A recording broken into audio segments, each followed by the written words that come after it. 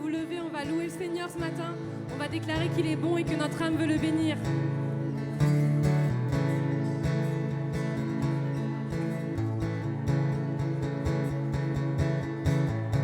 Je louerai sur les monts et du fond des vallées. Quand je suis confiant, quand sombre ma foi, je louerai dans la crainte, dans l'insécurité. Ma louange est un fleuve qui emporte l'ennemi. Et tant que je vivrai, tout en moi chantera béni l'Éternel, oh mon âme. Béni l'Éternel, oh mon âme. Je louerai peu importe ce que dicte mon âme. Je louerai car je sais que tu restes au contrôle. Ma louange est une arme, plus qu'un simple chant. Ma louange est le cri qui a détruit Jéricho. Et tant que je vivrai, tout en moi chantera béni l'Éternel, oh mon âme. Béni l'Éternel, oh mon âme. J'ai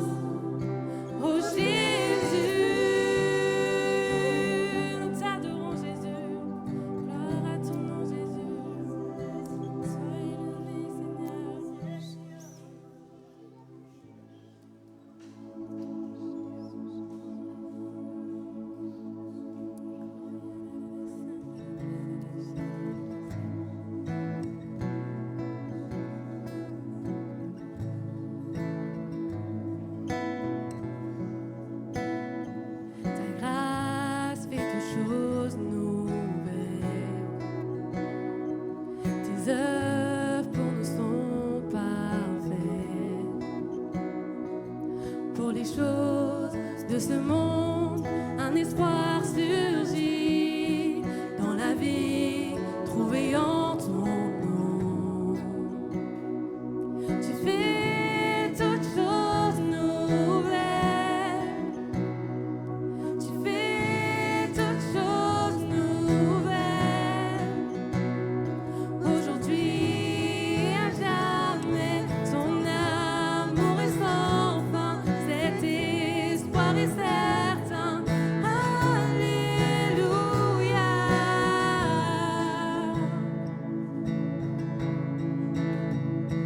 Ma foi est dans l'invisible. Tu es celui qui donne la vie. Tu es l'amour qui me trouve à chaque fois, à chaque fois. Sois élevé, élevé plus haut, élevé plus haut. Sois élevé, élevé plus haut. Oh, sois élevé,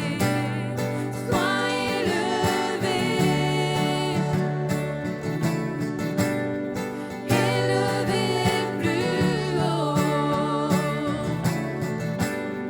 Sois élevé, élevé plus haut.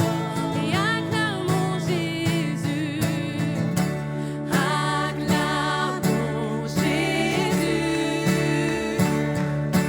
le roi du ciel et de la terre. Acclamons Jésus, puissant sauveur de l'univers. Acclamons Jésus,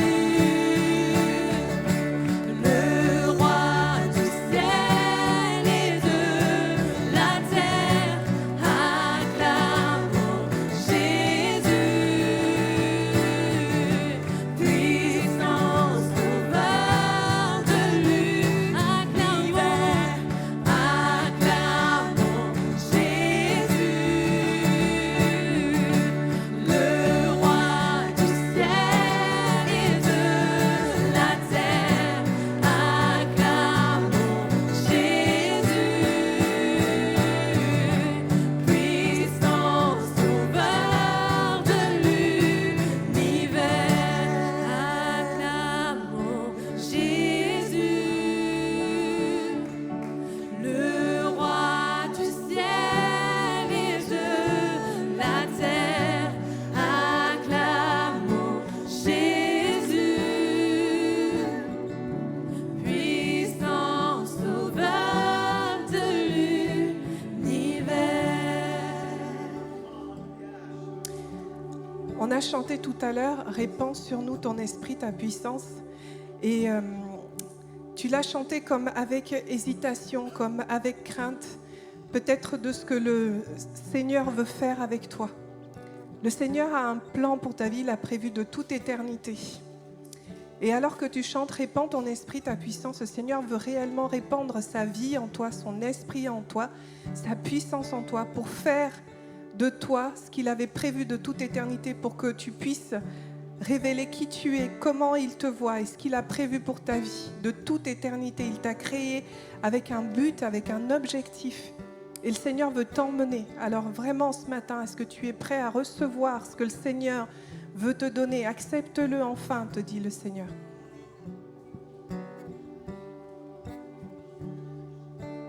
Le psaume 139 nous dit « Toi, tu sais quand je m'assieds et quand je me lève. De loin, tu discernes tout ce que je pense. Tu sais quand je marche et quand je me couche. Et tous les chemins te sont familiers. Bien avant qu'un mot vienne sur mes lèvres, Éternel, tu sais déjà tout ce que je vais dire. Tu m'entoures par derrière et par devant, et tu mets ta main sur moi. » Gloire à Dieu. Il y a un message ce matin pour plusieurs d'entre nous. sur quelque chose que tu dois faire, un pas de foi que tu dois faire, mais sachant que Dieu sait déjà, Dieu te connaît. Il n'est pas en train de juger ce que tu es en train de faire, mais il attend que tu viennes vers lui. Il attend que tu lui confies ton cœur. Il attend que tu lui confies tes pensées. Comme un père qui a besoin d'entendre son enfant. Dieu te dit ce matin, je sais ce qu'il y a dans tes pensées. Je sais ce qui se cache dans ta vie. Je sais à quel point c'est difficile pour toi. Mais viens me le dire. Viens me le confier parce que j'ai besoin de l'entendre. Parce que je suis un père qui entend. Parce que je suis un père qui sait te combler. Mais fais ce pas ce matin. Fais ce pas ce matin de me confier jusque dans tes pensées les plus profondes, ce que tu as. Parce que je saurais les prendre, parce que je saurais les entendre, parce que je saurais apporter la vérité dessus. Et Dieu dit ce matin, la vérité que tu as eue, ce sont peut-être des hommes et des femmes qui ont prononcé des condamnations sur ta vie. Mais Dieu te dit ce matin, moi je proclame la vie, je proclame la rédemption, je proclame une nouvelle chose sur toi. Vous savez, je lisais un article, c'est très bête. Mais vous savez, il y a les matchs de foot et en Norvège, à chaque fois qu'il y avait un but qui était inscrit, les sismologues, ils relevaient une légère augmentation de l'activité sismique. Vous imaginez comme c'est incroyable, à chaque but de la Norvège. Et ce matin, on a chanté ce chant qui disait que les murs trembleront. Est-ce que dans ton cœur, tu es capable de faire trembler l'ennemi? Quand Dieu parle sur ta vie, il y a quelque chose qui tremble. Il y a quelque chose qui est de l'ordre de l'impossible qui commence à entrer. Et Dieu te dit ce matin, mais fais trembler ce qu'il y a dans ton cœur. Fais trembler ce qu'il y a dans tes pensées parce que je peux les libérer. Parce que je peux faire quelque chose qui te paraissait impossible. D'aller jusqu'au bout. Mes amis, il y a une réponse à donner à Dieu ce matin. On va reprendre ce temps de louange. Ce chant que j'ai dit tout à l'heure. Ouais, ok. Allons-y.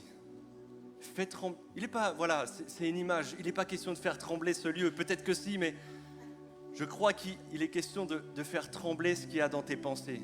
De faire trembler ce qu'il y a dans ton cœur. Et de dire à Dieu, oui, moi je ne sais pas. Moi j'ai mes limites. Moi j'ai quelque chose qui m'empêche d'avancer. Mais toi Dieu, je veux te découvrir. Je veux voir ce que tu es capable de faire. Et ce matin, je fais le pas de foi, peut-être d'ouvrir ma bouche pour la première fois, de chanter et de voir ce que tu vas faire dans ma vie. Je crois qu'il y a une nécessité aussi de peut-être se faire violence, d'aller à l'encontre de la pensée qui t'a toujours peut-être comme descendu en flèche. Mais Dieu veut t'élever ce matin. Essaye quelque chose de nouveau dans ta vie. Essaye quelque chose de nouveau dans ta vie et tu verras Dieu se révéler. Mes amis, nous sommes richement bénis ce matin de ce que la parole de Dieu est prononcée. Gloire à Dieu.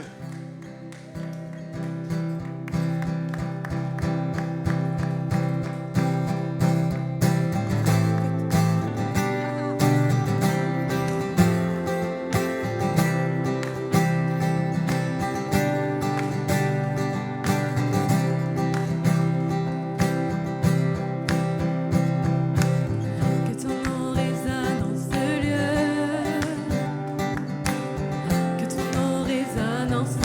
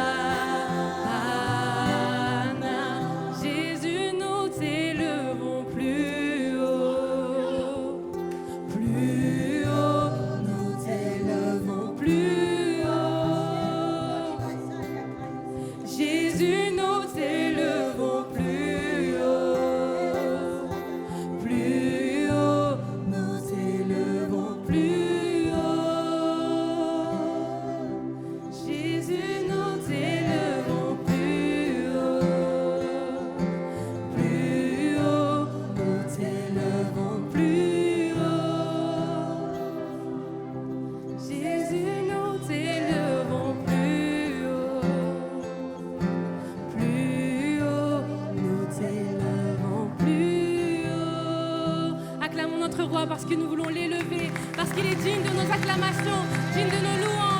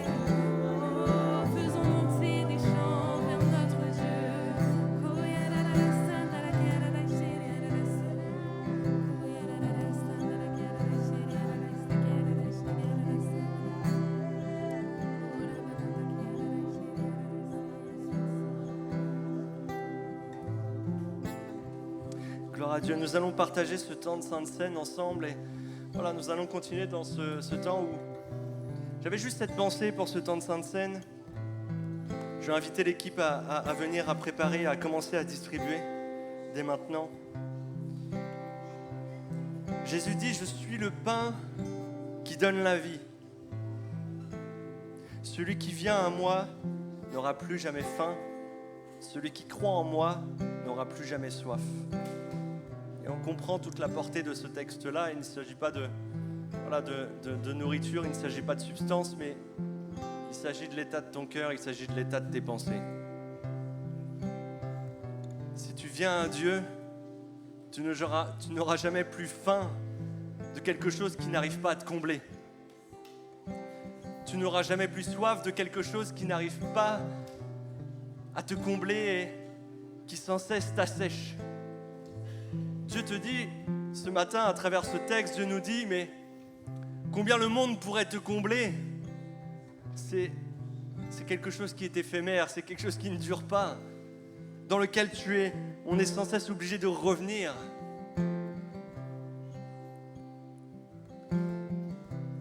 Mais il y a une réelle espérance dans le texte que j'entends où, quand je me confie en mon Dieu, quand tu te confies à ton Dieu, il y a quelque chose qui dépasse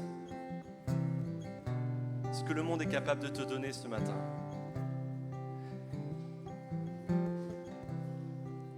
Et on connaît tous ce texte de la Sainte Seine qui nous dit que chacun s'examine soi-même.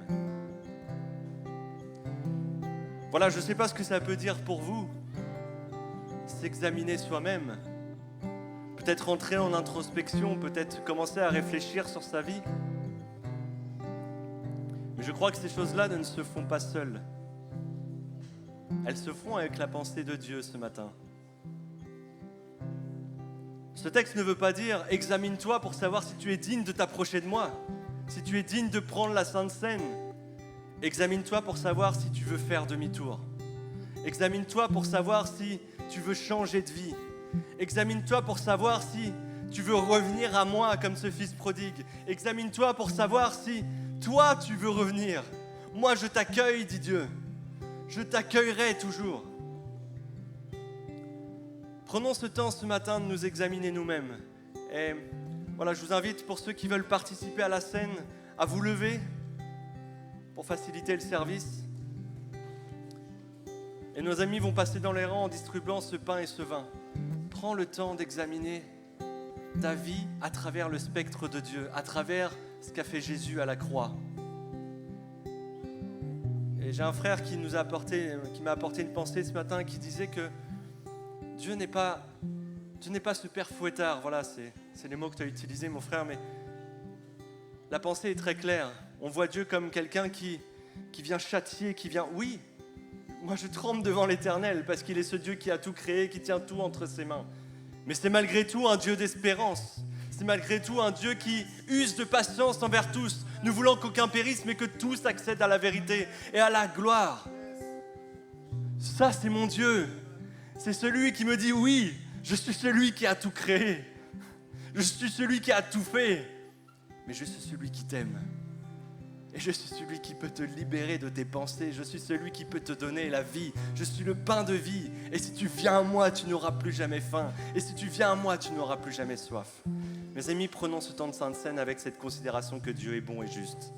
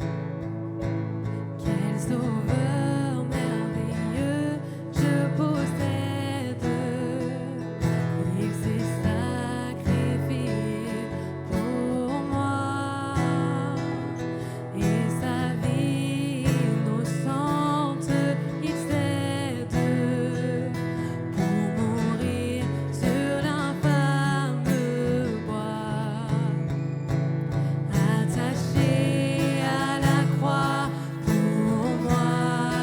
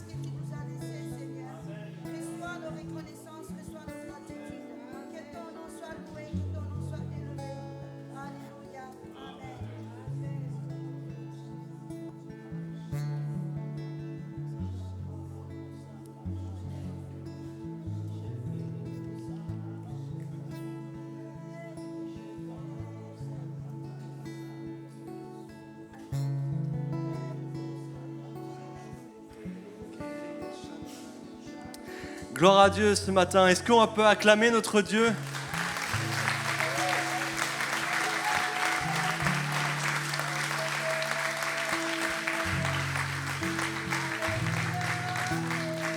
Alléluia.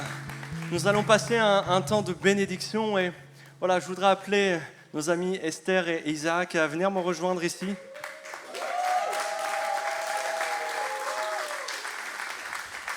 Sam, est-ce que tu peux venir aussi avec moi, s'il te plaît ? Voilà, nos amis se sont mariés récemment et on a pu célébrer ça hier soir. Et c'est avec joie que nous voulons aussi bénir ce mariage. Alors voilà, ils sont mariés, ils sont reconnus devant l'Église et devant les autorités, mais nous voulons aussi prendre ce temps avec eux de les bénir, les encourager, et aussi que l'Église puisse prier avec eux. Et c'est l'objectif ce matin. Mais avant toute chose, voilà, je voulais essayer de faire venir les parents. Est-ce que vous pouvez venir ici ? Je pense que c'est important que les parents, voilà, Simon, les heureux parents, voilà, mais approchez, n'ayez pas peur, venez, par ici. L'estrade est grande. Je voulais vous encourager, vous en tant que couple, voilà, en préparant ce moment de culte, j'avais une pensée pour vous. Vous savez, il y a quelque chose qui m'est revenu. Je ne sais pas si vous connaissez les Moraves. Alors, c'est une communauté chrétienne qui a existé, qui existe toujours. Mais il s'est passé quelque chose de particulier dans cette communauté aux alentours du XVIIIe siècle. Il y a eu un mouvement de prière qui s'est déclenché et qui a duré 24 heures sur 24, 7 jours sur 7, pendant je ne sais plus combien de temps. Voilà, j'ai plus les détails. Mais m'est revenu quelque chose. Pendant ce temps, il y a 2 personnes qui ont commencé à prier et qui ont entendu parler qu'en Inde, sur une île, il y avait une personne qui avait assujetti 2000 esclaves. Il avait pris 2000 esclaves sur cette île et puis il les avait fait travailler. Et ces 2 personnes, pendant ce temps de prière, ont eu cette révélation de Dieu en disant « Mais comment on va faire ? Parce qu'il y a 2000 personnes qui sont bloquées sur cette île et qui n'entendront jamais parler de la parole de Dieu. » Et ils ont commencé à prier. Alors ils ont envoyé une lettre en disant, voilà, ils ont envoyé une lettre au maître en disant, voilà, est-ce que vous accepteriez que 2 missionnaires viennent pour prêcher l'évangile ? Et la réponse s'est fait attendre et ils ont eu une réponse qui leur a dit, hors de question, vous ne viendrez pas ici prêcher l'évangile. Ils se sont remis en prière et ils ont continué de prier. Et Dieu leur a donné une nouvelle révélation. Quelque chose de fou. Ils ont dit, mais si nous-mêmes, nous devenions des esclaves et que nous allions sur cette île, peut-être qu'ils nous accepteraient. Ils ont envoyé une lettre, ils ont dit, voilà ce qu'on veut faire. On veut devenir votre esclave, mais laissez-nous parler de Dieu. Et il a accepté. Et ils sont partis, ils ont laissé leurs amis, ils ont laissé tout de côté, et ils sont partis sur cette île pour prêcher l'évangile aux 2000 esclaves. Et l'évangile a été prêché, l'évangile a été révélé. Je ne dis pas que c'est ce qui va se passer sur vos vies.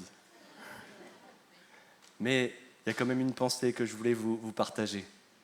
Insistez dans la prière parce que Dieu a toujours des réponses pour vous. Parfois des réponses qui surprennent, mais qui seront adaptées à votre ministère, qui seront adaptées à votre vie.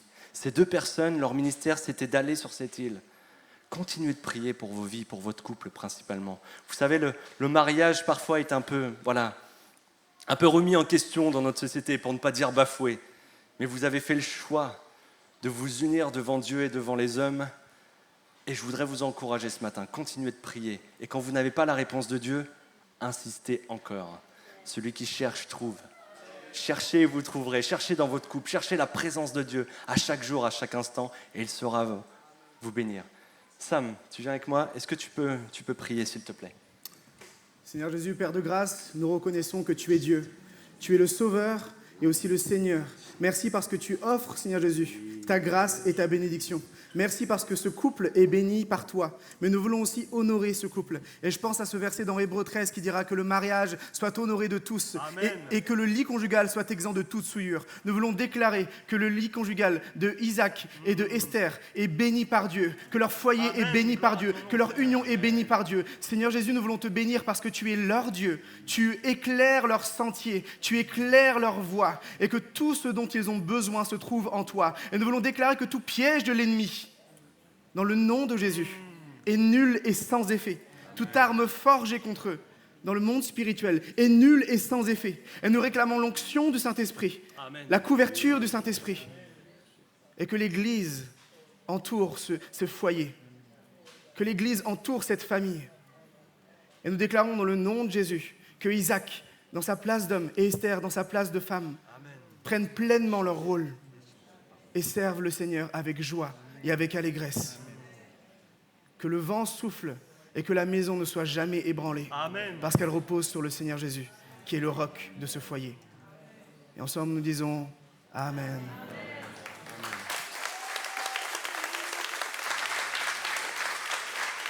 Gloire à Dieu, restez là, bougez pas. Je propose aussi qu'on prie pour les parents. Je pense que c'est important. Ils ont eu un rôle à jouer dans la vie de chacun et ils se retrouvent ici maintenant. Et voilà, l'homme et la femme s'attacheront entre eux, hein. Ils quitteront leur foyer, on est d'accord avec ça? Mais les parents, vous serez toujours là aussi pour eux, je le crois aussi en tant que chrétien, avant toute chose. En tant que parents, vous êtes toujours là, mais on va aussi prier pour vous.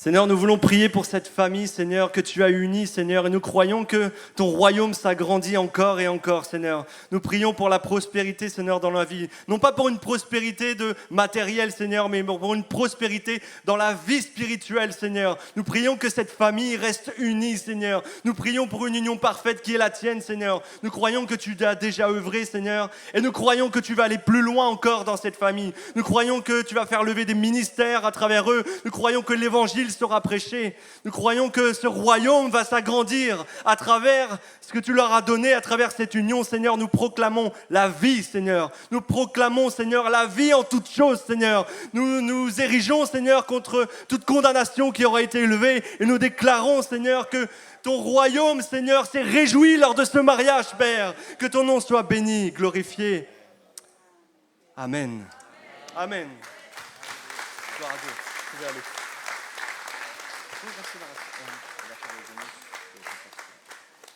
Voilà, nous allons continuer notre culte et je vais appeler pour les annonces Stéphanie. Non? Elle est aux toilettes avec Léo. Ah, la voilà.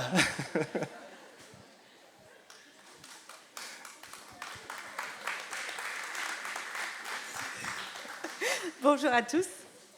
C'est donc effectivement le temps des annonces. Mardi, nous avons notre dernière rencontre pour l'été, ici même donc à 19h30, louange et intercession à 19h30 pour le dernier mardi. Je reprends mon souffle. Et d'ailleurs, je ne l'avais pas mis au niveau des annonces, mais souvenez-vous bien, hein, les veilles de prière reprendront qu'après le culte de rentrée. Par contre, nos cultes, aussi bien ici que sur Bléville, restent d'actualité sur les mêmes horaires, ici même à 9h30 et à 17h sur Bléville. Ce qui fait que cet après-midi, on se rejoint tous, pas tous, mais on se rejoint sur Bléville. Un heureux événement, tout comme on a pu vivre hier avec Isaac et Esther. On aura cette fois-ci Antoine et Marina qui vont s'unir eux aussi. Vas-y, lève-toi, Marina.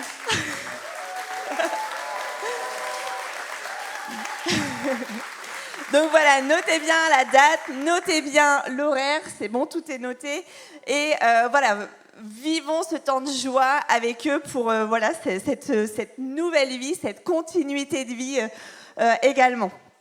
Des déplacements aujourd'hui, forcément, période estivale oblige. On a Thierry et sa famille Jérémy et sa famille, Jonathan Fleury et sa famille qui sont déjà partis en vacances. Et on a également la famille Ferraud qui aujourd'hui même est sur FEA. Et je vais arrêter de faire cette annonce parce que maintenant ils sont installés sur FEA. Et donc c'est normal qu'à partir de maintenant, on ne les voit plus. Ok ? On se réjouira par contre quand ils viendront nous visiter. Merci à tous pour les dîmes et offrandes. Comme d'habitude, vous pouvez les déposer au fond dans la boîte, par CB, par chèque, par virement, par espèce. En tout cas, merci pour votre fidélité. Aujourd'hui est aussi une grande journée puisque nous avons à minima un anniversaire, celui de Béa, qui va se lever parce que 69 ans aujourd'hui. Donc un très joyeux anniversaire à toi, Béa. Je ne sais pas s'il y en a d'autres aujourd'hui pour qui c'est l'anniversaire. Non, ok. Eh bien, c'est tout pour moi. Soyez bénis.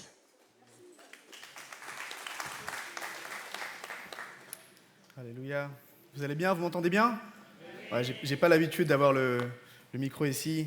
C'est un petit peu différent. J'avais juste quelques recommandations à donner à Esther et Isaac, mais j'aimerais aussi m'adresser à tous les couples qui sont mariés depuis quelques années. Avec mon épouse, ça va faire bientôt 8 ans et demi qu'on est mariés. On commence à être anciens dans le winning game, dans le mariage. Voilà, 8 années, hein, ça commence à peser un petit peu. Bon, je savais que ça allait en faire crier quelques-uns. Hein. Tout ça pour vous dire quoi? C'est que j'avais 5 recommandations que je voulais vous adresser. Et si on peut tous être attentifs à cela, parce que je crois que ça reste des marqueurs qui vont nous aider à savoir si nous marchons toujours dans le droit chemin, ensemble, dans notre relation, dans notre union, dans notre alliance avec notre épouse, avec notre époux. La première des recommandations, c'est que dans le mariage, eh bien, l'amour ne devrait jamais être juste qu'une émotion, mais toujours une décision quotidienne. On se choisit l'un l'autre chaque jour. La deuxième recommandation, c'est qu'il faut apprendre à écouter avec le cœur en plus de ses 2 oreilles. Hein, Isaac? La troisième recommandation, c'est que si les désaccords sont des charbons qui chauffent, qui réchauffent, les disputes sont des feux qui brûlent. Alors il faut apprendre à les désamorcer, apprendre à sentir la fumée quand ça commence à prendre, et puis surtout apprendre à éteindre les feux. La quatrième recommandation, qui est la suivante, c'est que gagner le cœur de l'autre ne devrait jamais être une option. Gagner le cœur de son épouse, gagner le cœur de son époux doit toujours être quelque chose que nous faisons régulièrement, une réalité que nous mettons en pratique. Avec mon épouse, comme je vous le dis, ça fait 8 ans et demi que nous sommes mariés. Alors on a eu nos montagnes et nos vallées, bien évidemment. Mais il y a quelque chose qu'on s'est toujours dit dès le début, c'est qu'on refuserait, lors de nos 10 ans de mariage, de dire « Ah, c'est bon, ça fait 10 ans, maintenant on a l'habitude ». Non. Tous les jours, dès le début, on a décidé de se dire qu'on refusait ces paroles pour chaque jour se choisir et gagner le cœur de l'autre. Alors, je ne dis pas qu'on le réussit toujours, mais c'est quelque chose dans lequel on essaye d'être. Et puis la 5e des recommandations, qui n'en est pas des moindres, c'est que faire tout cela dans le mariage, c'est bien, mais sans l'aide du Saint-Esprit, c'est vain. Isaac, Esther, vous avez choisi le Seigneur Jésus, vous avez décidé de marcher avec lui, et vous vous êtes choisis l'un l'autre. L'homme quittera son père et sa mère, ce n'est pas un enfant qui quitte ses parents. C'est un homme, une femme mature, conscient de sa décision, conscient de la responsabilité qui lui incombe, et qui a décidé d'avancer avec elle, d'avancer avec lui. Et le chemin qu'ils ont pris, c'est un chemin qui est vers le Seigneur. Alors Isaac, quand tu t'approches de Dieu, tu t'approches aussi de Esther. Et Esther, quand tu t'approches de Dieu, tu t'approches aussi de Isaac. Ainsi, de cette façon, l'un et l'autre, quand ils se rapprochent de Dieu, ne s'éloignent jamais l'un de l'autre. Amen. Il y a ce verset que j'ai cité tout à l'heure dans Hébreux 13 qui dit que le mariage soit honoré de tous. Et très simplement, très humblement et très rapidement, mes amis, mes frères, mes sœurs, j'aimerais qu'on honore le mariage de Isaac et de Esther. Soyez bénis. Amen. Alléluia. Est-ce que ça va ce matin? Est-ce qu'il y a des nouveaux? Je crois qu'il y a des nouvelles têtes, des amis qui viennent du Sud. Soyez les bienvenus. Est-ce qu'on peut les accueillir? Bienvenue à l'Assemblée chrétienne, Vie Nouvelle. Bienvenue à Cyril et son épouse, j'ai oublié ton prénom, excuse-moi. Johanna. Soyez les bienvenus. Il y a aussi Timothée et son épouse. Marjorie, c'est ça, Marjorie. Soyez les bienvenus. Alléluia. Il y a aussi des têtes que je ne connais pas. Soyez tous les bienvenus dans la maison de Dieu. Vous êtes à la maison ce matin. Vous savez, il faut être fou pour venir à l'église. Il faut être même fou pour croire en Dieu. La folie que nous vivons est une folie qui est réelle. Parce que nous allons à contre-courant. Et j'aime cette image, et je l'ai déjà donnée ici, mais vous savez, les saumons qui remontent le courant. Et on aime bien dire en tant que chrétien que nous, on va à contresens. Qu'on est à l'opposé un peu de ce qui se fait dans le monde. Qu'on est attaché toujours à la parole, forcément, et que le monde, lui, a une pensée différente. Et c'est vrai. Nous allons à contresens. Mais cette image, il faut la développer jusqu'au bout. Parce que quand le saumon remonte la rivière, il a un objectif, c'est donner la vie. Et vous savez ce qui se passe sur ce chemin? Il faut être fou pour vraiment aller au bout de cette image. Parce que le long du chemin, le saumon va utiliser toutes ses ressources physiques, toutes ses ressources cellulaires pour traverser le courant, pour remonter le courant. Et lorsqu'il fait ça, il utilise tous les nutriments qu'il a, toutes les ressources qu'il possède en lui-même pour aller à contre-courant. C'est une folie. Il aurait pu se laisser emporter par le courant et aller à la mer et juste patauger dans l'eau. Mais le saumon prend une direction différente. Il met tout ce qu'il a, tout ce qu'il possède, dans l'objectif de donner la vie. Et sur le chemin, alors qu'il est en train de tout donner, la mort vient à lui. Les forces commencent à manquer. Les parasites commencent à revenir parce que son système immunitaire n'est plus suffisamment fort pour tenir. Mais pourtant, il n'abandonne pas. Il continue. Il donne tout ce qu'il a. Tout ce qu'il est pour donner la vie. Et la finalité de cette vie de saumon, c'est qu'il meurt. Il meurt dépouillé de tout. Il meurt dépouillé de tout ce qu'il possédait, de toutes ses forces, de toutes ses ressources. Il meurt rongé par les parasites, rongé par la maladie. Il meurt. Mais pourtant, il fait une chose qui est nécessaire. Il donne la vie. Parce qu'arrivé tout en haut, à l'étang, il se repose dans le sol, il creuse un trou, et en mourant, il donne la vie. C'est beau, hein? C'est beau, c'est une belle image. Mais pourtant, le Seigneur nous appelle à être comme cela. Si Jésus a tout donné à la croix, et que nous croyons en lui, nous sommes appelés à tout donner pour lui. Nous ne pouvons pas retenir ce que nous possédons.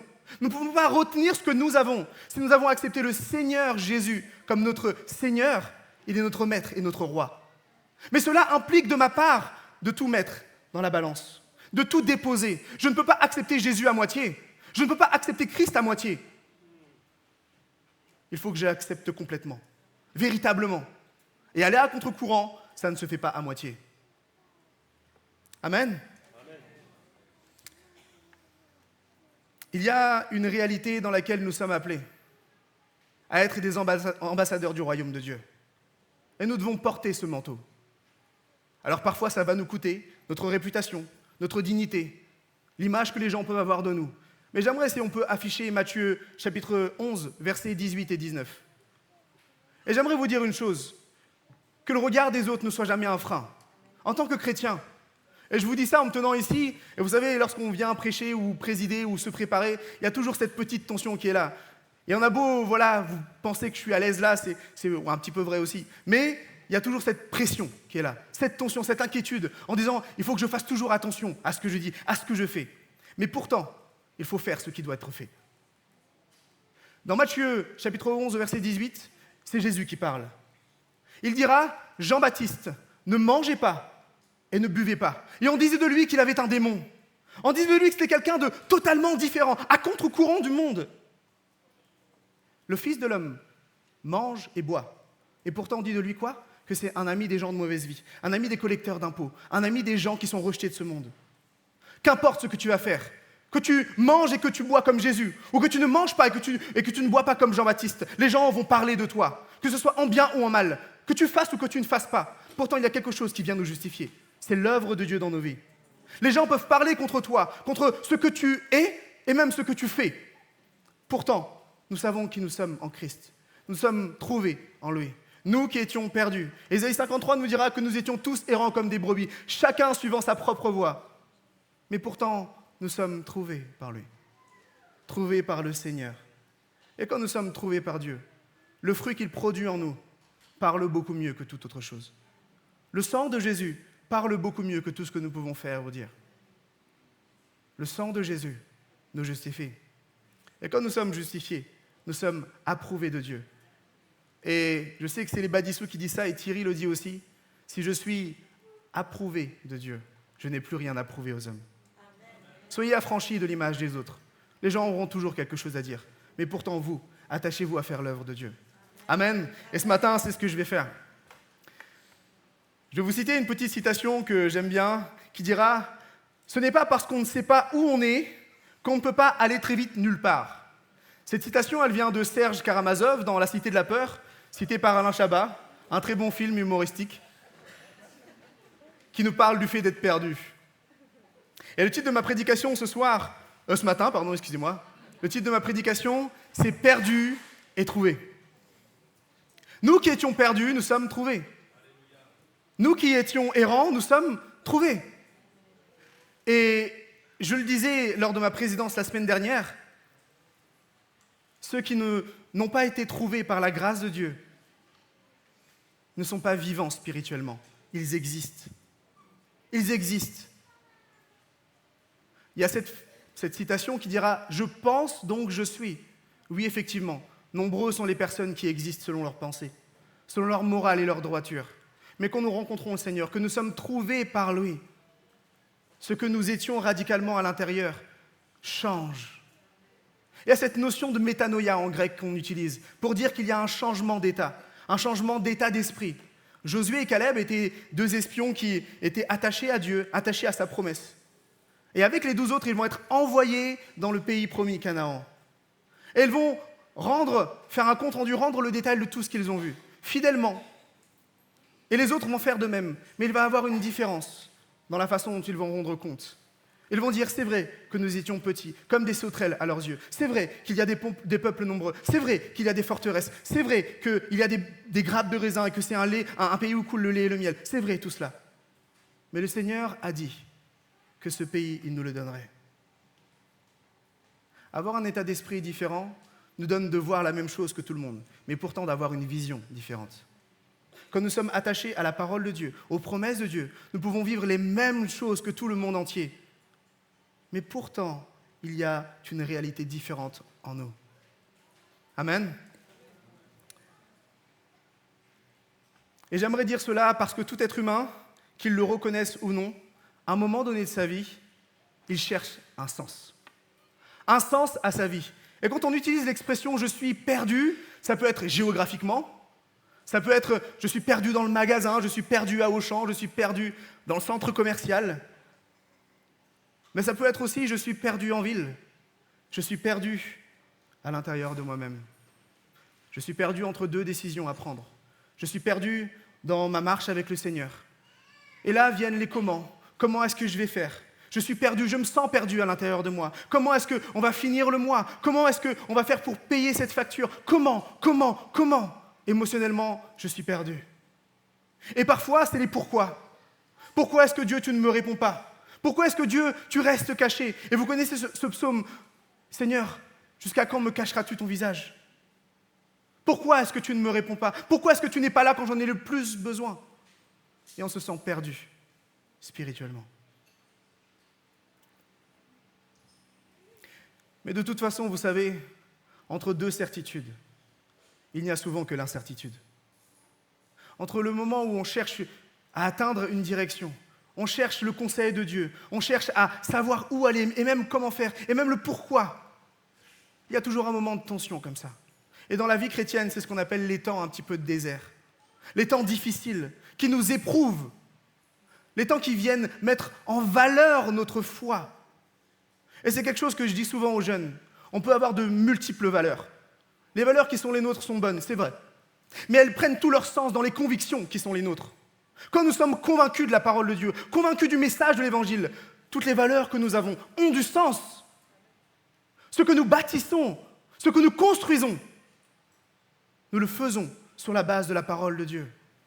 Parce que c'est notre essentiel, sur les promesses que Dieu a pour nous, sur les promesses que Dieu a pour toi, sur les promesses que Dieu a pour ton voisin, sur les promesses que Dieu a pour ta famille, pour ton couple, pour ton foyer, sur les promesses que Dieu a pour toi et pour moi. Et ainsi, les valeurs prennent tout leur sens. Et quand nous parlons de chercher du sens, on parle aussi de cette notion de vide. Vous connaissez cette citation de Blaise Pascal. Alors, elle est un petit peu arrangée à ma façon, parce que je ne la connais pas vraiment par cœur.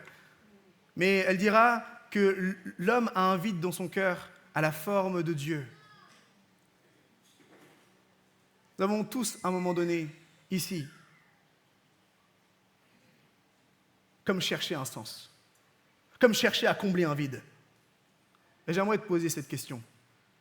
Qui ici ne s'est jamais retrouvé perdu? J'aimerais aborder ce matin 3 aspects en rapport avec ce que déclare la parole sur le fait d'être perdu, mais aussi cette espérance que nous avons quand nous trouvons Christ, le fait d'être retrouvé. Et j'aimerais que l'on prenne Matthieu chapitre 19, Luc chapitre 19 au verset 10, qui nous dira, en effet, le Fils de l'homme est venu chercher et sauver ce qui était perdu. Et ce verset est central dans notre foi. Nul homme ne peut se sauver lui-même. Nul homme, par sa condition d'homme, ne peut se dire légitimement « je suis capable de me sortir de ma perdition », capable de me sortir moi-même de ma propre vie. Et nous connaissons beaucoup d'influenceurs, beaucoup de motivateurs sur l'aspect de la motivation à réussir et à ambitionner de réussir sa vie par ses propres moyens. Mais cela n'est qu'une illusion. Tant que nous avons les ressources pour nourrir cette illusion, nous serons toujours capables. Mais quand les ressources viennent à manquer, qu'allons-nous faire? Tant que j'ai les moyens financiers pour entretenir mon illusion, je ne me pose pas la question si je suis perdu. Tant que j'ai mon entourage familial qui est là, je ne me pose pas la question. Tant que mon travail me plaît, je ne me pose pas la question. Tant que mes hobbies, mes ambitions et tout ce que je veux faire dans ma vie suffit à combler mon cœur, je ne me pose pas la question. Mais j'aimerais te dire, à un moment donné dans la vie de chacun, la famine vient. Et je fais appel ici à votre connaissance de Luc chapitre 15, au verset 20, quand nous parlons du fils prodigue. Le fils prodigue, et je ne sais pas si vous le savez, c'est quelque chose qu'on a appris à Liban et que moi-même j'ai découvert, mais prodigue ne veut pas dire perdu. Prodigue veut dire quelqu'un qui dépense tout.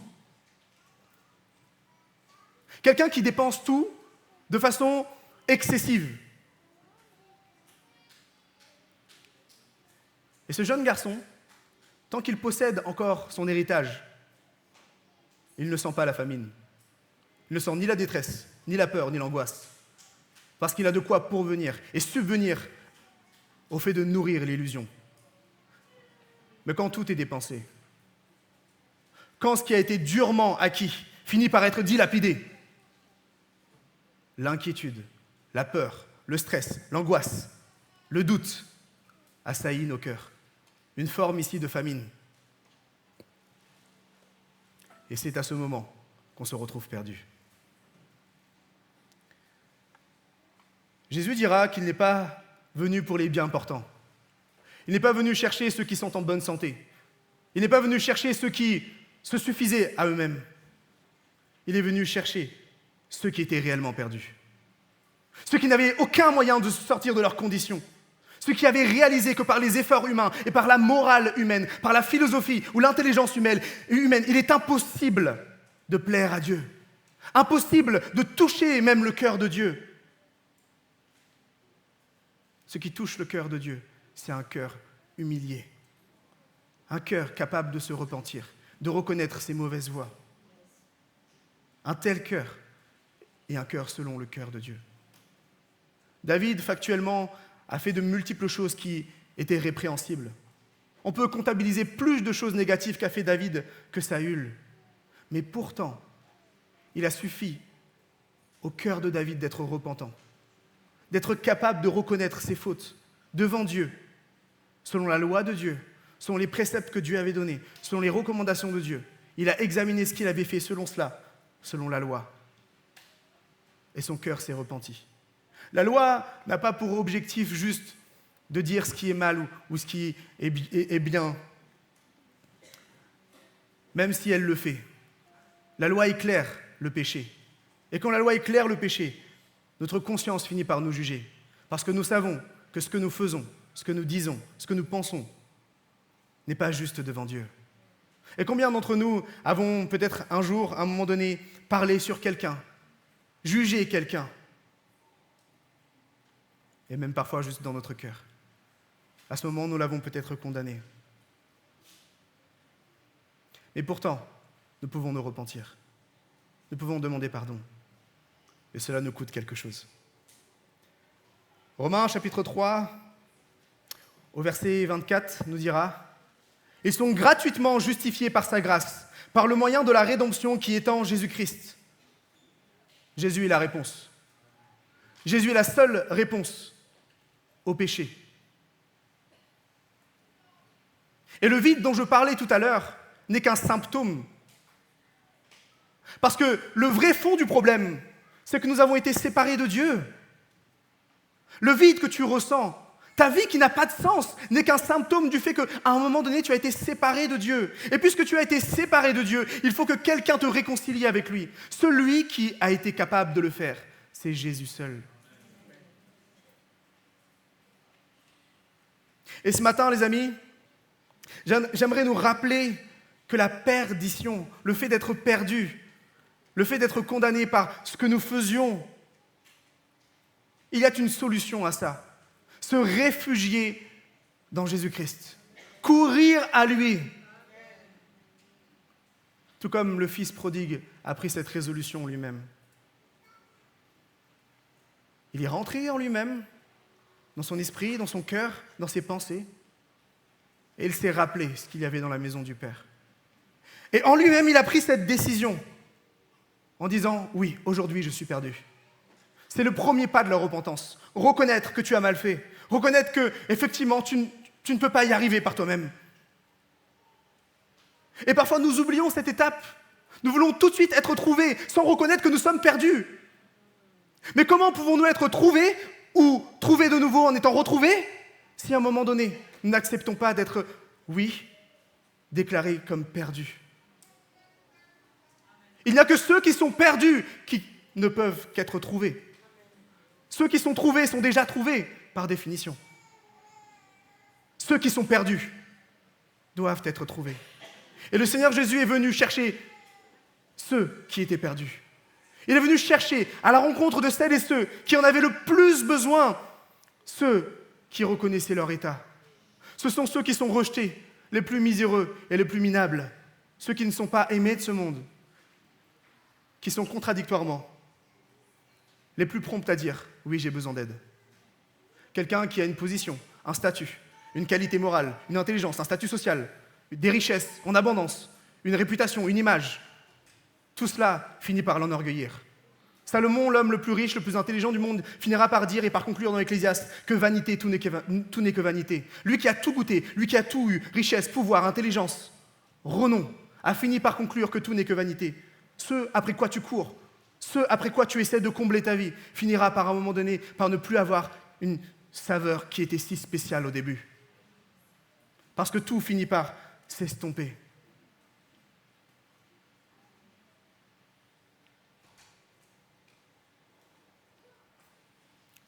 Et le plus dangereux dans cette position, les amis, quand nous sommes perdus, je fais une brève parenthèse, mais c'est d'ignorer que nous le sommes. Le plus dangereux, c'est de ne pas savoir que nous sommes perdus. Et c'est de continuer à vivre avec une morale qui dicte nos voies, qui dicte nos décisions. Et je ne peux pas le reprocher, parce qu'on fait avec nos moyens. Mais pourtant, c'est dangereux. C'est une position dangereuse.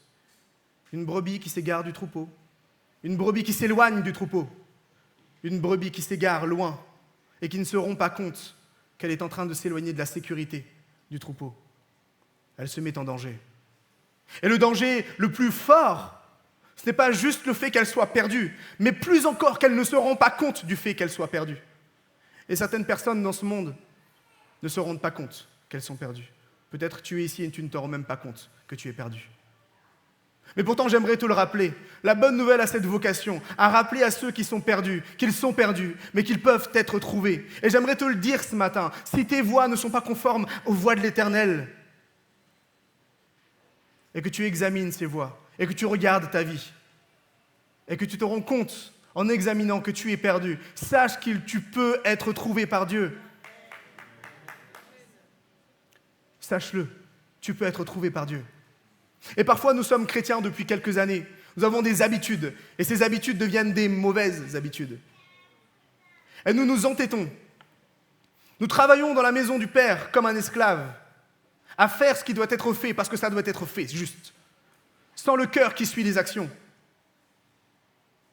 Par une justification, par nos œuvres, par une suffisance, parce que je fais suffisamment, parce que je donne, et que je compte ce que je fais pour Dieu, et que je mérite ce que je fais pour Dieu. Mais j'aimerais te dire ce matin, mon frère, ma sœur, si tu penses ainsi, tu te trompes. Parce que nous ne pouvons pas gagner le cœur de Dieu par nos œuvres. Les œuvres ne sont que la conséquence d'un cœur qui est réellement touché par la grâce de Dieu. Et cette grâce qui t'a pardonné, cette grâce qui t'a porté, cette grâce qui t'a renouvelé, elle te conduit à vivre comme un homme, une femme transformée. Et nous passons ici d'une grâce qui pardonne à une grâce qui transforme. Et cette grâce a une valeur particulière. Nous ne méprisons pas la grâce, nous la considérons. Nous ne méprisons pas notre vie sauvée, nous la considérons. Nous avons une nouvelle façon de parler, une nouvelle façon de voir, une nouvelle façon de considérer mon frère et ma sœur. Et à ce moment, je vis la vie de quelqu'un qui est trouvé.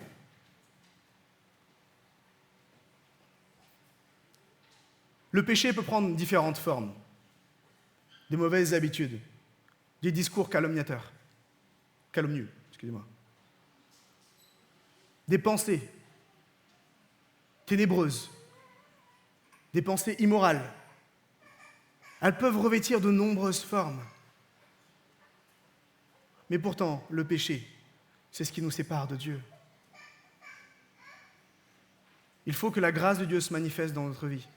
Et je pense que nous faisons souvent une confusion entre la grâce de Dieu et sa miséricorde. Ce sont deux mots qui se ressemblent, qui ont des sens qui se rapprochent, mais qui ne peuvent pas être des synonymes. La grâce de Dieu se manifeste dans notre vie quand nous l'acceptons. Et cette grâce, c'est quoi? C'est que nous sommes sauvés. Alors que nous étions condamnés, nous sommes sauvés. La miséricorde de Dieu, c'est quoi? C'est alors que nous devions payer le prix pour tout ce que nous avons fait, tout ce que nous avons commis comme acte, comme mauvaise pensée. Dieu ne fait pas retomber sur nous la condamnation. Dieu ne fait pas retomber sur nous le poids de tout cela. Il nous fait miséricorde. Il nous fait grâce de nous sauver. Et il nous fait miséricorde que toute la condamnation ne nous retombe pas dessus. Mais cela n'empêche pas que dans certaines situations, quand je parle mal de quelqu'un, la personne se sente blessée. Et cela ne m'empêche pas de demander pardon et d'aller vers cette personne et de lui dire « Je te demande pardon pour ce que tu as ressenti, pour les paroles que j'ai dites qui t'ont blessé. » La suite de la repentance, c'est de s'engager à aller jusqu'au bout, de décider en soi-même d'y aller et de se lever. Amen. Est-ce qu'on arrête là? Est-ce que vous êtes toujours avec moi? Est-ce que vous avez envie d'entendre la suite? Yes. On continue? Est-ce que je peux avoir 2 claps pour être sûr? Alléluia. Amen. Vous savez, important de capter la pensée de Dieu dans tout ce qui est dit, parce que je dis beaucoup de choses. Mais le Seigneur a une parole pour chacun d'entre nous ici. Alors je t'invite à dire à ton frère, ta sœur qui est juste à ta gauche ou à ta droite, ne t'endors pas. Ta nourriture arrive. Le plat est en train d'être cuisiné. Il y en a, ils font plus que ce que j'ai dit là. Hein. Ils mettent les épices, Non, Dieu s'occupe. Hein. Le deuxième point, c'est que Dieu nous cherche. Nous sommes cherchés par Dieu. Dieu ne se contente pas de nous attendre sur son trône. Dieu est venu nous chercher. Et la manifestation première de cela, c'est dans Genèse, chapitre 3. Quand l'homme et la femme ont désobéi à Dieu, et que la condamnation, le péché est rentré dans l'humanité par cet acte, par l'offense d'un seul homme. La condamnation est rentrée dans l'humanité. Nous avons hérité de cette nature pécheresse. Et le premier acte de grâce que nous voyons ici, c'est que Dieu va poser une question toute simple. Il va la poser à l'homme. Et Dieu avait cette habitude de se balader dans le jardin. Il descendait le soir, après que l'homme et la femme eurent fini leur travail, il descendait dans le jardin. Et il passait du temps avec eux. Il n'y avait pas Netflix, mais j'imagine qu'ils chillaient. Ils prenaient du bon temps, ils échangeaient, ils étaient en relation. Mais qu'est-ce qu'est venu faire le péché? Il est venu nous séparer. Quelque chose dans la relation a été séparé. Quelque chose s'est coupé. Plus que quelque chose de religieux, plus que des règles qui viennent établir ce qu'on doit faire et pas faire. À ce moment, c'est une relation qui s'est coupée. Combien d'entre nous avons vu la foi chrétienne comme des règles à suivre, des dogmes à respecter?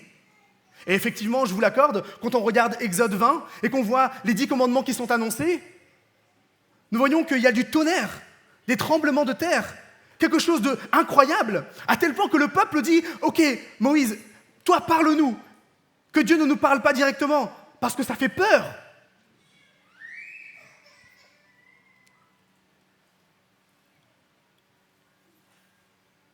Combien d'entre nous avons considéré la foi chrétienne comme des règles à suivre, comme un style de vie, des choses à faire pour être bien vu, pour que Dieu nous cajole en nous disant « C'est bien, aujourd'hui tu as fait des bonnes actions. » La foi chrétienne est plus que cela, les amis. Le style de vie que nous avons n'est qu'une conséquence du fait que nous avons été trouvés par Dieu. Mais parce que lui nous a cherchés et qu'en nous considérons cela, nous vivons avec une dimension de conscience de nous-mêmes, de conscience des mots que nous disons, des consciences de nos pensées et des consciences selon les choix que nous prenons. Nous sommes comme raisonnés en nous-mêmes et nous sommes vigilants. Parce que nous savons aussi que si Dieu est venu nous chercher et qu'il nous a trouvés, nous ne devons pas nous perdre de nouveau. Nous ne devons pas perdre ce que Dieu nous a donné. Et nous croyons que, oui, ici, le salut peut se perdre. Alors il ne se perd pas comme on perd ses clés, comme on se perd dans un rayon de supermarché, mais à petit feu. Ces habitudes que nous avions deviennent des mauvaises habitudes. Ces mauvaises habitudes deviennent des dimensions de péché récurrents, à tel point que nous n'arrivons plus à nous en dépatouiller. Et je fais appel ici au verset que vous connaissez, car chacun est tenté et attiré par ses désirs propres. Ces désirs, quand ils sont excités, conduisent à la tentation. Et la tentation, quand il est consommé, conduit au péché. Et le péché conduit à la mort. Il y a quelque chose de l'ordre du processus. Il y a un processus quand nous nous perdons. Et il y a aussi un processus quand nous sommes trouvés. Parce que quand Jésus s'adresse à la femme samaritaine dans Jean chapitre 4, il lui dira que celui qui vient à moi et qui boit de l'eau que je lui donne n'aura plus jamais soif. Le fait de venir boire à l'eau de la source est quelque chose de progressif, quelque chose que je dois faire continuellement. Parce qu'au moment où je ne bois plus, j'ai soif de nouveau. Donc pour éviter d'avoir soif de nouveau, je viens continuellement boire à la source. C'est une action qui n'est pas finie, c'est une action que je commence, mais qui doit continuer. Parce qu'à un moment donné, celui qui est venu me chercher et qui m'a trouvé reviendra pour me prendre avec lui. C'est un message qui nous rappelle que cette vie que nous avons ici est une vie qui est faite pour être perdu, cherché par Dieu et trouvé par lui, pour qu'il revienne nous rechercher. Et combien d'entre nous avons oublié cette partie du message de l'Évangile? Nous avons construit une bonne carrière, bâti un foyer, nous travaillons en nous-mêmes et on fait tout ce qu'il faut, les efforts qu'il faut. Et c'est bien, c'est une bonne chose. Mais n'oublions jamais que Jésus vient chercher celles et ceux qui ont vraiment la foi. Une foi authentique, une foi assumée, une foi réelle, une foi qui coûte, une foi qui demande qu'à un moment donné, on donne tout ce qu'on a. Rappelez-vous le sermon du début. Alors, j'aimerais vous rassurer en vous disant qu'on ne construit pas sa foi de cette façon-là. La foi, dans 1 Corinthiens 12, est un don de Dieu. Prions pour que Dieu nous donne la foi. Dans les moments difficiles, prions pour qu'il nous parle afin que nous ayons la foi. Prions pour qu'il nous donne ce dont nous avons besoin pour avoir plus de foi. Et quand les épreuves sont là et qu'elles sont pesantes, déchargeons-nous en lui et allons boire à la source, de façon à ce que quand la sécheresse vient à nous, quand la famine vient à nous, nous sommes prêts à affronter cela, parce que nous avons été nourris par Dieu et nous avons été abreuvés par lui. L'Éternel est mon berger, je ne manquerai de rien. Il me conduit dans des verts pâturages, il me nourrit, il me dirige près des eaux paisibles, il restaure mon âme, il me désaltère. Et il me conduit dans les sentiers de la justice à cause de son nom. À cause de lui-même, pas à cause de mon propre nom à moi. Parce que qui suis-je? Que suis-je? J'ai beau faire des bonnes choses, je finis toujours par me mettre dans le pétrin. J'ai beau essayer de toujours bien faire, je finis toujours par faire quelque chose qui est répréhensible. Pourquoi? Parce que je ne suis qu'un homme. Nous ne devons pas oublier cette partie de nous-mêmes, les amis. Nous sommes sauvés par grâce, par le moyen de la foi. Mais si nous essayons et si nous cherchons par nos seuls moyens, on finira par s'épuiser. Nous devons nous appuyer sur la parole de Dieu, sur les promesses que Dieu a pour nous.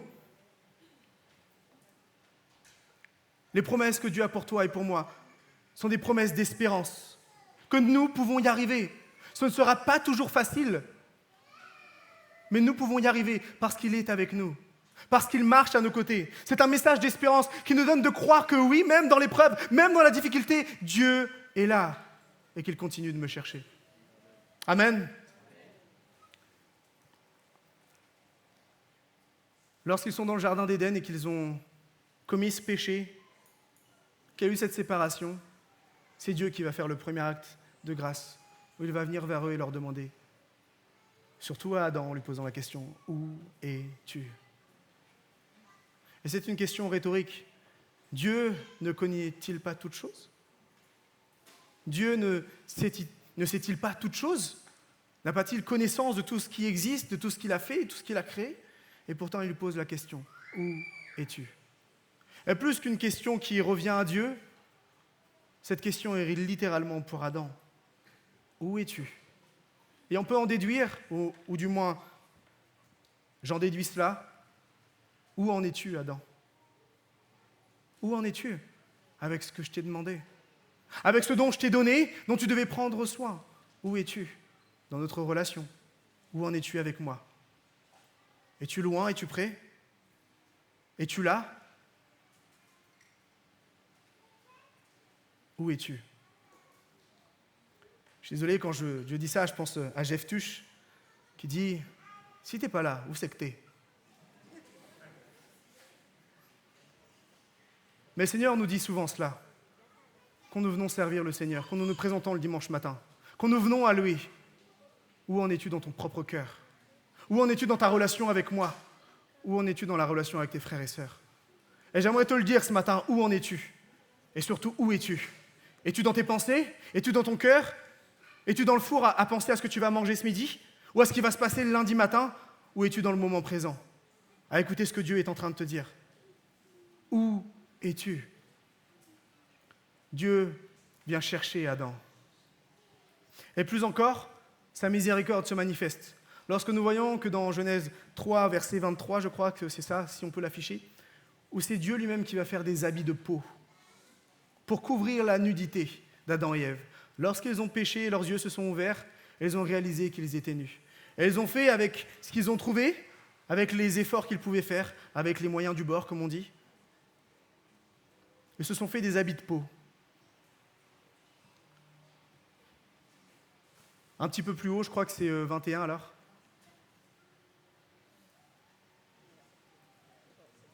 C'est celui-là? Oui. C'est celui-là, 21. Merci. Merci Guillaume. Est-ce qu'on peut encourager Guillaume qui C'est ta première la vidéo? Ouais, c'est sa première la vidéo. Est-ce qu'on peut l'encourager? Bien fort, s'il vous plaît. Alléluia. Guillaume qui est un collègue de travail, un chouette gars, je vous invite à aller vers lui, à parler avec lui, à échanger. Il a pris son baptême il y a 2 semaines?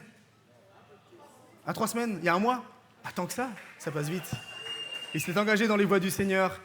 Il était perdu, mais il a été trouvé. Amen. Et ce que va faire Dieu ici, c'est qu'il va faire des habits de peau. Et vous savez, pour faire des habits de peau, je ne sais pas si vous avez déjà été dans une tannerie ou si vous savez comment on fait du cuir, mais il faut que la peau de l'animal lui soit ôtée. Et pour ôter la peau d'un animal, il faut que l'animal soit tué. Le premier sang qui est versé est dans le jardin d'Éden, et ce sang, c'est Dieu qui le verse pour couvrir la faute, pour couvrir la nudité d'Adam et Ève. Eux, ils ont fait avec les moyens du bord, avec des feuilles de figuier. Et encore une fois, je ne sais pas si vous savez, mais je lisais un article là-dessus, c'est que les feuilles de figuier, lorsque la sève coule, elle a une propriété particulière, c'est qu'elle est irritante. Avec la photosynthèse, le fait d'absorber les lumières les rayons du soleil, les UV, le figuier attire une force particulière. Et pour repousser les insectes, quand le figuier saigne, sa sève fait couler quelque chose qui vient irriter la peau des êtres humains.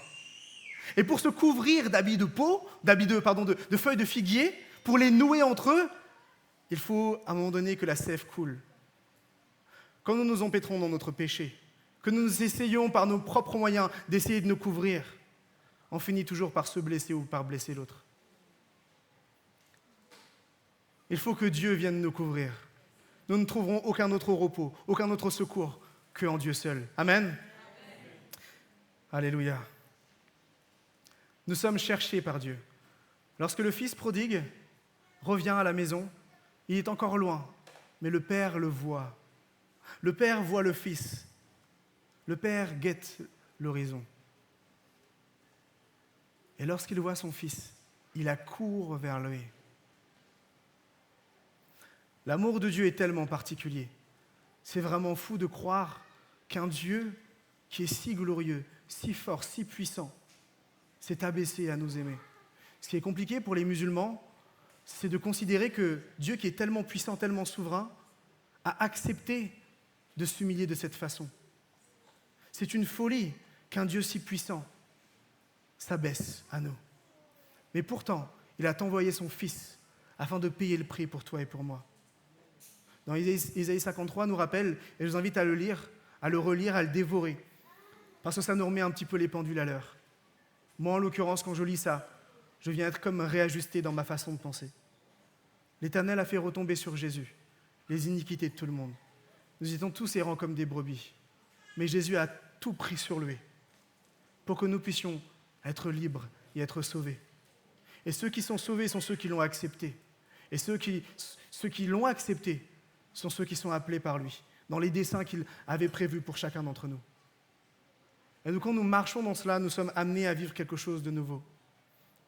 Et tu peux afficher le quatrième visuel, qui nous dit qu'il nous a aimés le premier. Il nous a aimés le premier. C'est lui qui a fait le premier pas. Et un pas qui est absolu. Nulle autre personne ne peut venir derrière et dire qu'il fera un autre sacrifice. Le sacrifice de Jésus est suffisant. C'est pour cela que nous devons nous rapprocher de la croix, de l'œuvre de la croix, et nous devons nous attacher à elle. En tant que chrétiens, en tant que petit Christ, ce qui vient nous rappeler que nous devons chaque jour revenir à lui, c'est toutes les difficultés que nous vivons au quotidien. À chaque fois que c'est difficile, reviens à lui. À chaque fois que la vie est bonne, reviens à lui. Rendons à Dieu gloire et louange, adoration, par des supplications, par des actions de grâce. Pourquoi ? Parce qu'il est le Dieu qui nous a sauvés. Sauvés d'une condamnation qui devait tomber sur nous. Ce que le Père va faire dans Luc 15 au verset 20, lorsque le jeune homme se leva et alla vers le Père, comme il était encore loin, son Père le vit et fut rempli de compassion. Il courut se jeter à son cou et l'embrassa. Ceux qui sont cherchés par Dieu ont la possibilité de répondre à l'appel. Et j'aimerais parler ici très rapidement de la notion d'être trouvé par Dieu.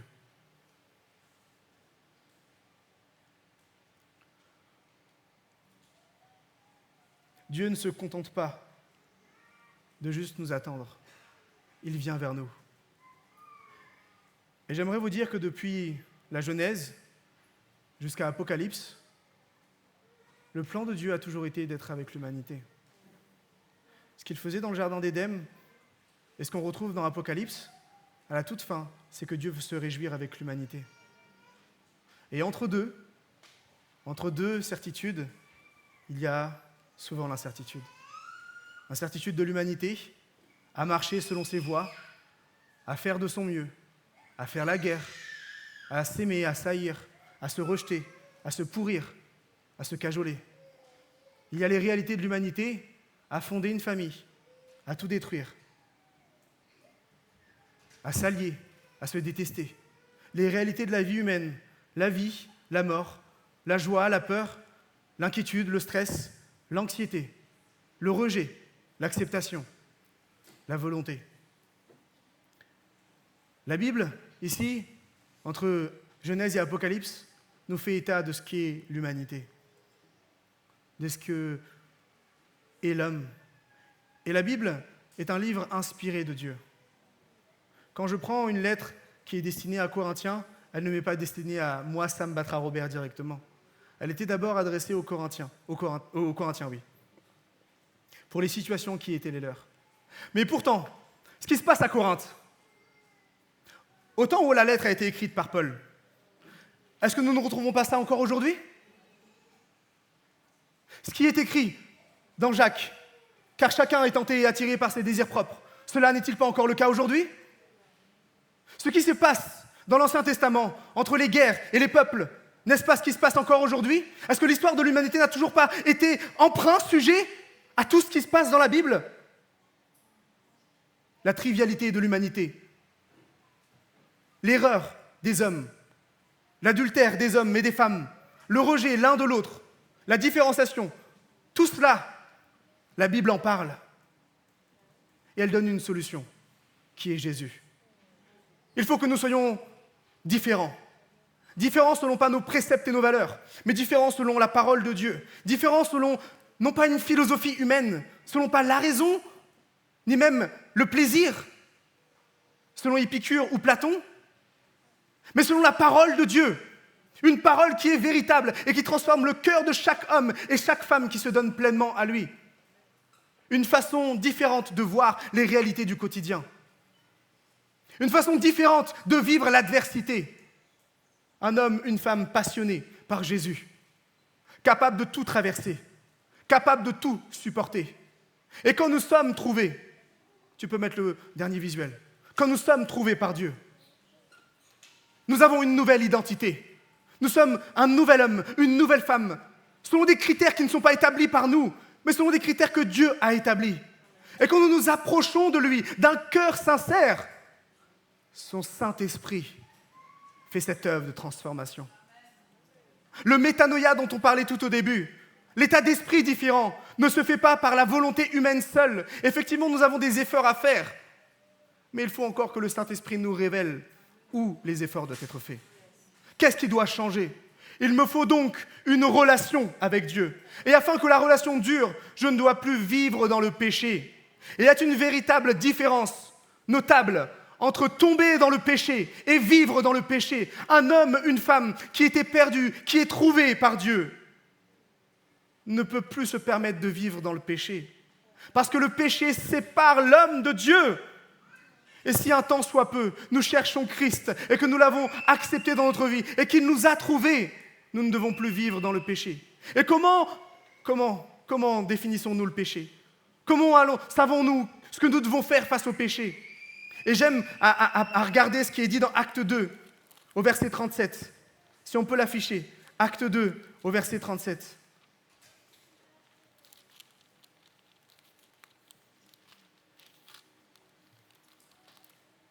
Tu l'as? Ce discours touchait profondément ceux qui l'avaient entendu. Ils demandèrent à Pierre et aux autres apôtres, « Frères, que devons-nous faire ?»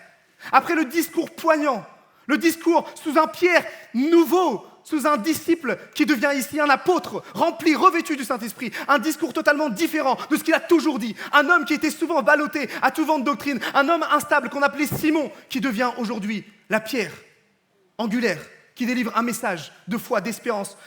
La bonne nouvelle annoncée ici touche le cœur de tous ceux qui étaient présents. Parce que le Saint-Esprit était sur eux, revêtus du Saint-Esprit. Quand nous voulons bien évangéliser, les amis, soyons revêtus du Saint-Esprit. N'allons pas avec un évangile que nous avons construit nous-mêmes, avec quelque chose d'embelli. La foi chrétienne, c'est dur, les amis. La vie chrétienne est difficile. Combien de fois, moi, je regardais mes collègues de travail rentrer chez eux après la journée, et puis il était 18h, 19h, et puis moi, je devais aller au groupe de jeunes. Combien de fois on doit se lever le matin pour venir prier? Combien de fois on vient ici servir le Seigneur? Combien de fois on doit se prendre à part? Et quand nous sommes accablés et chargés par différentes difficultés, au travail, à la maison, avec les amis, avec la famille, et qu'on vient nous reprocher de nombreuses choses, nous devons garder la relation avec Dieu. C'est dur. Être chrétien, c'est quelque chose de fou, parce que c'est tellement difficile. Que celui qui veut construire une tour s'assied et calcule. Avant d'accepter Jésus, pose-toi bien la question si tu es prêt à tout donner pour lui. Nous avons parfois vendu un évangile qui était un petit peu comme au rabais, en disant tu peux arrondir les angles. Non, c'est pas possible. Parce que si tu te donnes pleinement à Dieu, donne-toi tout entier. Sinon, ne te donne pas. Sinon, ne te donne pas. Si tu entends l'appel de Dieu dans ta vie et que tu sens que Dieu te parle, réponds à l'appel. Mais si tu ne veux pas, et si tu ne veux pas tout donner à Dieu, ne le fais pas. Parce qu'il serait terrible le jour où le Seigneur revienne, que toi tu vivais dans l'illusion, tu pensais avoir toujours tout bien fait, tu pensais être un bon serviteur, avoir fait ce qu'il fallait tout le temps, et il serait terrible que le Seigneur te dise, mais qui es-tu? Où es-tu?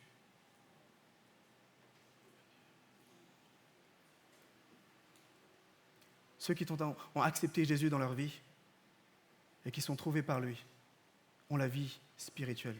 Et quelle est donc cette vie spirituelle? Si ce n'est d'avoir l'amour de Dieu dans nos cœurs.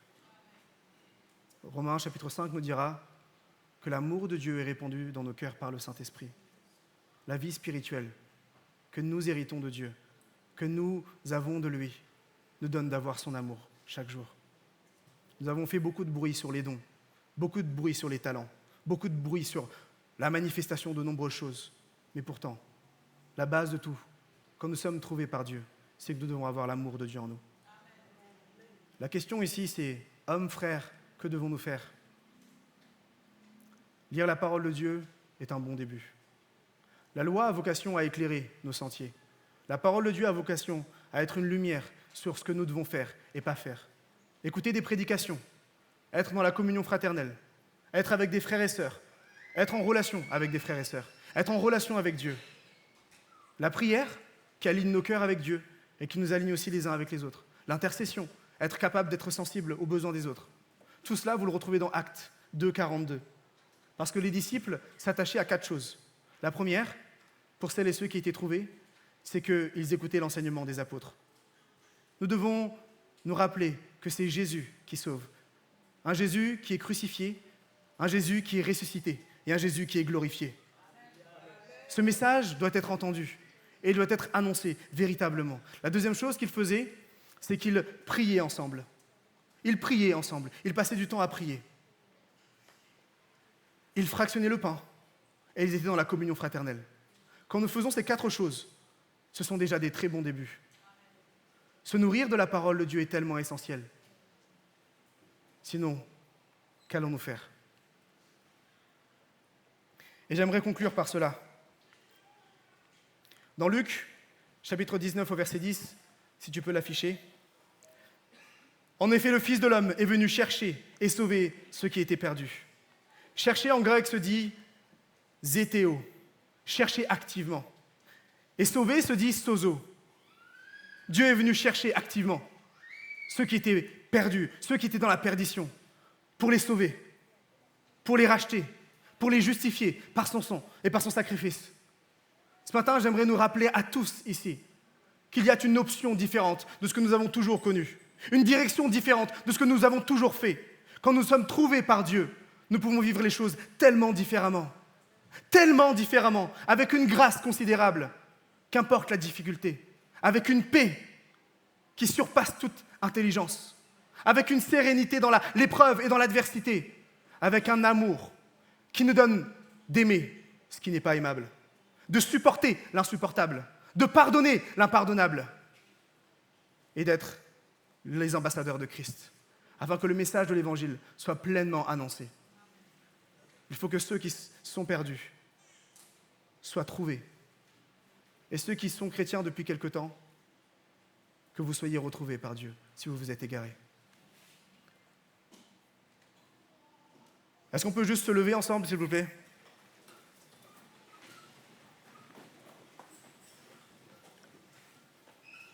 Et j'aimerais dire cela. C'est Billy Graham qui disait ça.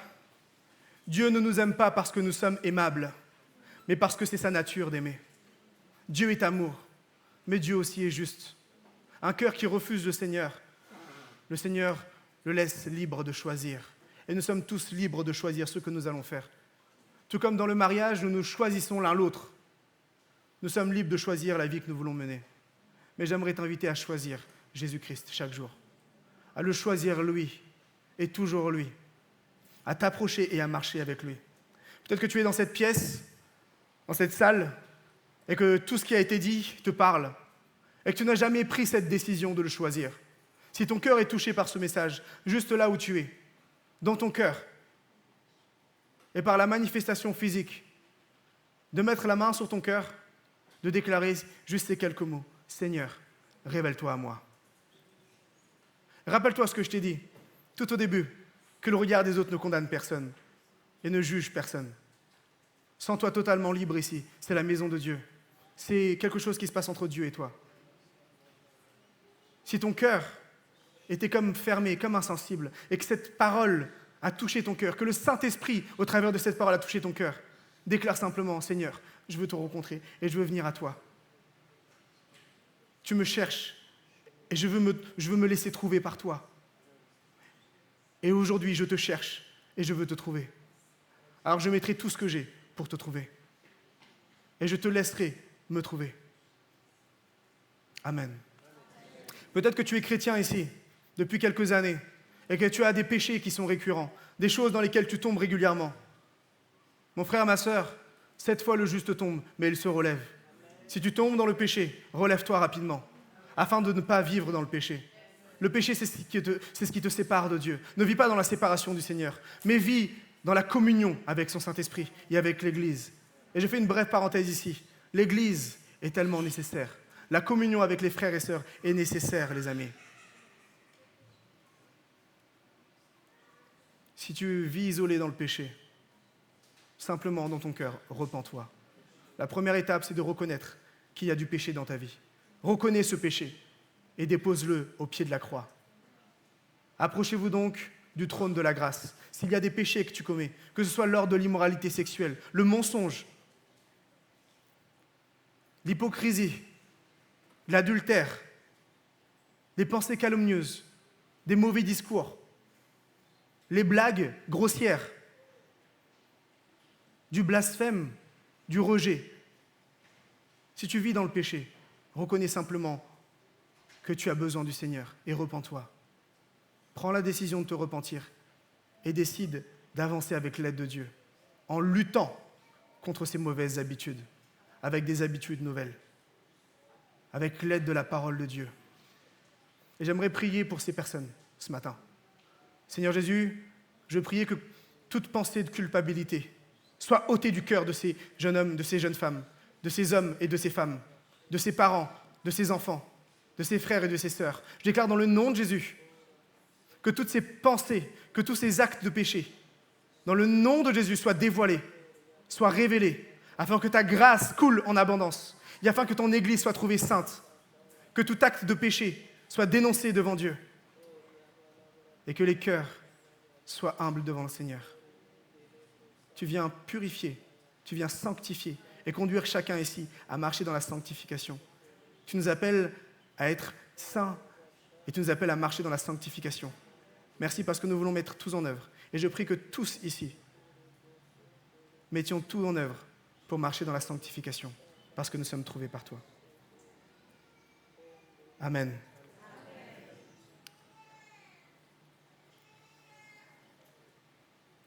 Il est exalté, le roi est au-dessus des cieux. Je veux le louer, il est élevé, à jamais exalté, et je loue son saint nom. Il est Seigneur, sa vérité régnera. Tout l'univers se réjouit dans son saint nom. Il est exalté, le roi est au-dessus des cieux. Est-ce que juste un peuple nombreux peut prendre ce chant à nouveau? Il est exalté.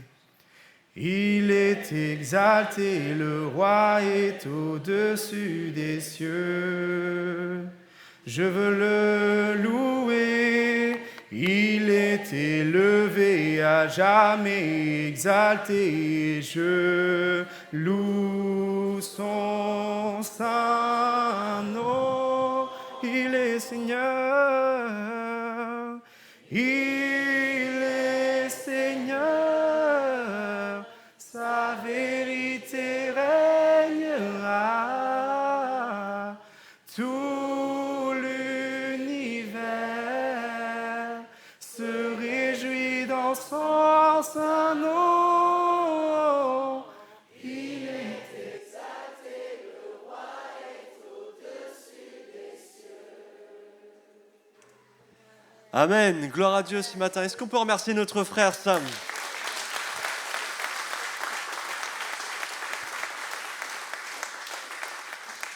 Nous allons terminer notre culte, mais permettez-moi juste de terminer avec cette pensée. Sam nous rappelle ce matin qu'il n'est ni question de religion, ni question de règles, mais il est question de sincérité avec Dieu. Et c'est ce qu'il va dire à la femme adultère, il va dire « va et ne pêche plus ». Il ne va pas lui dire « va et puis va faire ci, va faire ça, fais comme ci, et puis attache-toi à faire… » Non, il lui dit « va et ne pêche plus ». Simplement juste ne rate pas la cible. Fais ce qui est juste. Et fais ce qui est juste parce que tu es libre de continuer ta vie, mais fais-la avec moi. Fais-la avec celui qui t'encourage ce matin. Voilà, avec cette pensée, continuons notre vie, mais continuons-la avec Dieu, avec la pensée de ne plus pécher, avec la pensée de ne plus rater la cible. Que Dieu vous bénisse richement et bon week-end à tous.